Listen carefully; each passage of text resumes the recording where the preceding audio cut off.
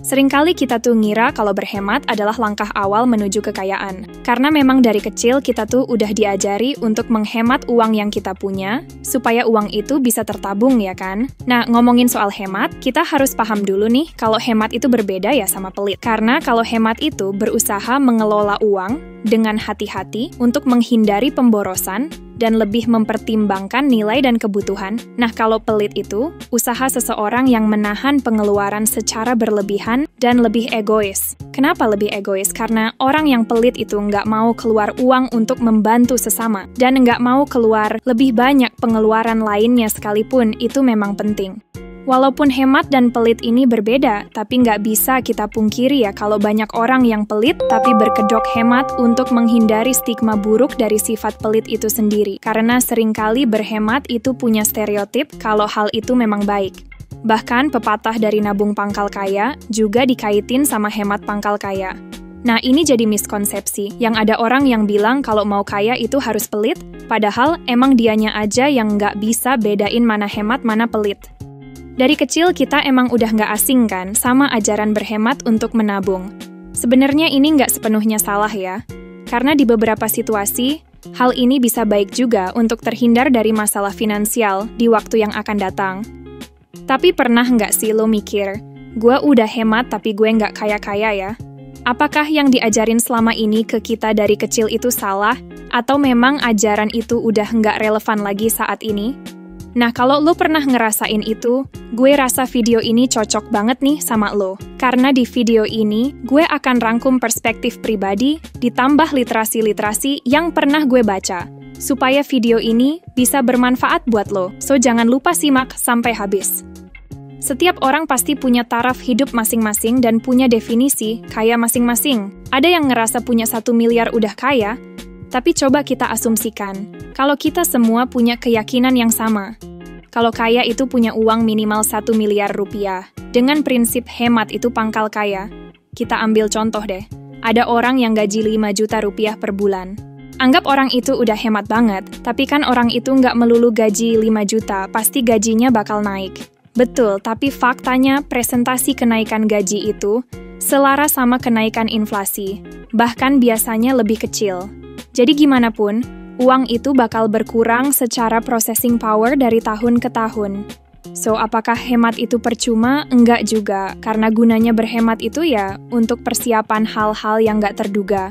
Karena gimana pun, hemat itu jauh lebih baik daripada lu konsumtif beli barang yang secara fungsional itu nggak lu butuhin sebenarnya. Tapi hemat untuk menciptakan kekayaan itu nggak mungkin. Karena orang yang kaya pun berhemat ya biasanya untuk menjaga kekayaannya, bukan untuk jadi kaya. Tapi di satu sisi, terlalu hemat juga bisa membatasi kesempatan kita untuk investasi ke pengalaman dan pendidikan.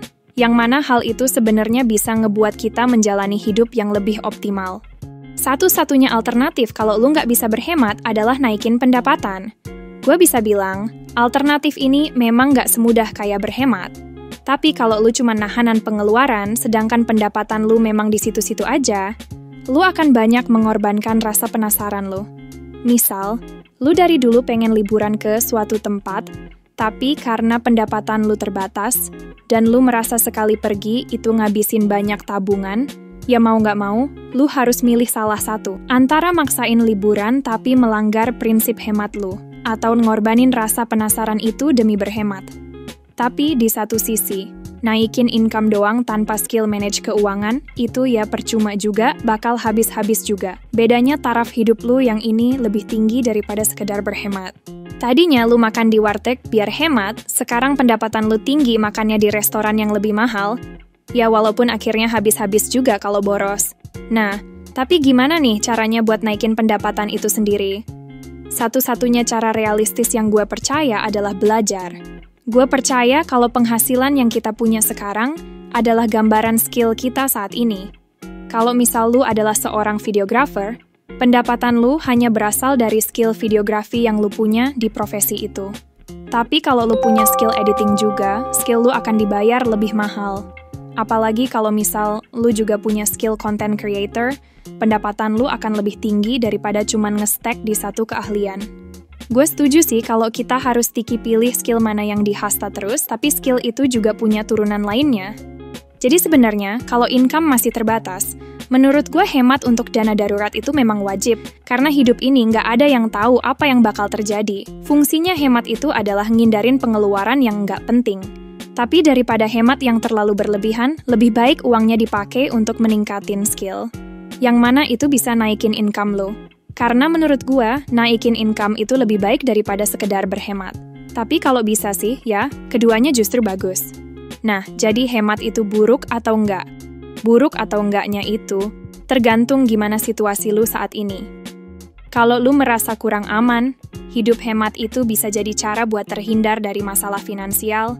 Tapi kalau dari pandangan gua, boros untuk belajar deketin skill, itu jauh lebih baik daripada uangnya ditabung sekian ribu. Menurut gua, mending uangnya itu dipakai buat beli buku and laktir teman yang lebih hebat, ya nggak sih? Karena paradoks dari anak muda sekarang ini, gue rasa banyak yang mulai terjun investasi ke saham, ke kripto. Menurut gue ini bagus, dan pertanda kalau generasi kita sekarang udah pada melek finansial. Dan intinya, semua keputusan itu balik ke diri lu, dan situasi lu sendiri. Video ini cuma ngasih perspektif lain aja, buat jadi pertimbangan lu, baik atau buruk yang berhemat itu nggak ada jawaban yang pasti. Intinya, kita harus menemukan keseimbangan dalam mengenal keuangan. So, sekian dulu pembahasan kita kali ini. Sampai jumpa di segmen selanjutnya.